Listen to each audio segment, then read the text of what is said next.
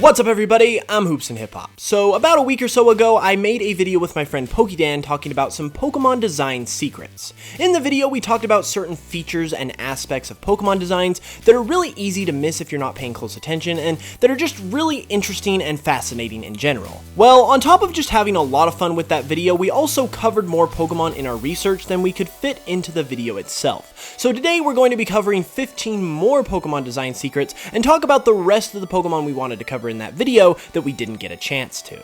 Once again, just in case you didn't see the last video, we're going to be covering different features of Pokemon designs that are really cool and noteworthy and just really deserve to be appreciated. However, they might also be things that you don't notice right away or that you could very easily miss if you weren't paying really close attention. So with all that being said, let's go ahead and check it out. Next up is Rhydon, and while this doesn't have anything to do necessarily with its physical design, it's still a very nice reference. Rhydon's ability is Lightning Rod, which is most assuredly a reference to the infamous anime episode where Pikachu defeated Blaine's Rhydon when Ash told it to quote-unquote aim for the horn because apparently it acts like a lightning rod. So it's pretty obvious that Eelektrik has some electrical appliance-like features in its design, with its head literally resembling an electrical plug.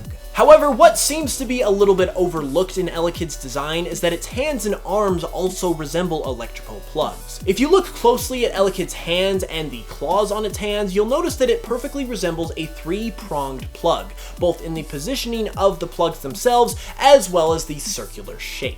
You also might be aware of the fact that Ludicolo has a bit of a Mexican flavor going on in its design, as it's highly been noted and discussed over the years. However, this attention might have distracted you from the fact that its pre-evolution Lombre has an even more obvious Mexican inspiration. The lily pad is clearly a sombrero, the pattern on its body is a Mexican-style vest, it's got the stereotypical Mexican stash, and its name even has the word hombre in it. If we ever get a Mexico-based region in the future, this guy better be all over the place. Moving on, another pretty standard type of Pokemon from Hoenn would be Makuhita. Now, you might not think this sad sack of lard would have anything interesting to share, but its design actually features something pretty cool. In addition to being based on a sumo wrestler, Makuhita is actually based on a punching bag as well, hence why it's got a knot at the top of its head, and why its head looks exactly like a bag. In addition to this, however, this is also why Makuhita has those red things on its cheeks, as they are punching targets since Makuhita itself is a punching bag. So this thing is literally asking you to punch it in the face. Who'd have thought? Another one from Sinnoh I find really interesting is that of Bonsly and Mime Jr. These two Pokemon are considered counterparts in the Sinnoh region, although it doesn't really seem clear as to why. They're not related at all in terms of their design, their evolutionary forms aren't related at all either, and they even come from different generations. However, there is a very clear and ingenious reason as to why these two are considered counterparts in Generation 4, and that's because they're both essentially mimic Pokemon. Both of these Pokemon will evolve when they're leveled up while knowing the move Mimic, and when you think about it, that is the exact reason why they are considered counterparts, because they both evolve into Pokemon that are known for mimicking other things, with Sudowoodo mimicking trees and Mr. Mime, well, mimicking everything because he's a mime. Next up is the fact that a shocking and surprising number of Pokemon all have the exact same distinct red gem on their bodies. The Pokemon that all have this are as follows: Persian, Golduck, Staryu, Starmie, Ampharos, Espeon, Slowking, Mischievous, Sableye, Spoink, Mismagius, Uxie, Mesprit, Azelf, Palkia, Fione, Manaphy, Klinklang, and Klefki. Now, what's really weird about this red gem fact is, number one, it's all the same exact red gem on all of these Pokemon in terms of its appearance and size and whatnot, and secondly, there really isn't any correlation with these Pokemon in terms of their type. There are several Psychic Pokemon and a couple Ghost Pokemon that have this, but there's also Normal type Pokemon and Steel type Pokemon that have this as well, so it's really interesting and could be the source of some sort of theory, so if you guys have any ideas on this, let me know in the comments below. The elemental monkeys are easily some of the most hated Pokemon of all time, but their primary forms actually have a cool inspiration. Pansage, Pansear, and Panpour are partially based on the three wise monkeys, who gave us the famous terms speak no evil, hear no evil, and see no evil. And this is reflected in their designs, with Pansage having its mouth open, representing speak no evil, Pansear touching its ear, representing hear no evil, and Pampor representing see no evil with its eyes closed. Scrolling down the decks a little, we actually have something cool to note about Carracosta. Part of Carracosta's name comes from the word carapace, which is the hard covering of a turtle's shell. Carracosta also has another hard covering of its own on the soft part of its body, as its stomach is covered by some hard plating that is shaped to look like a bulletproof vest. Next, we actually have a fact about the beta design of a Pokémon. Sawsbuck is known for being the poster child of Gen 5 season feature, but it wasn't always this way.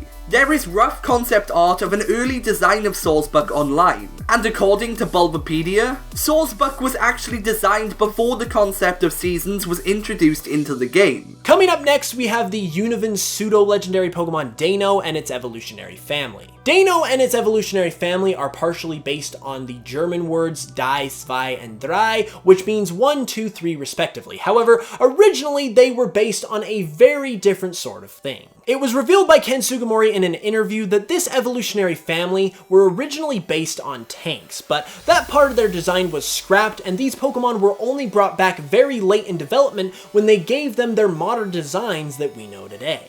Another signature Kalos Pokemon would of course be Gogoat.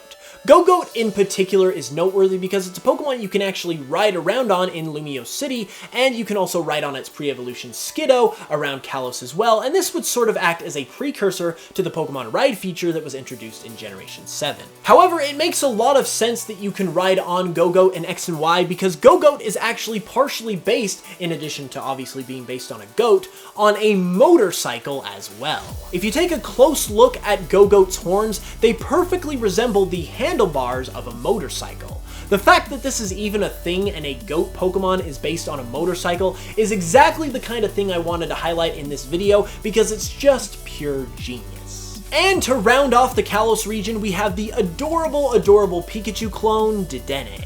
Now, aside from being a cute little ball of electricity, Dedenne actually has some cool things in its design that might make you appreciate it a little bit more. In case you hadn't noticed, Dedenne is actually partially based on a TV antenna.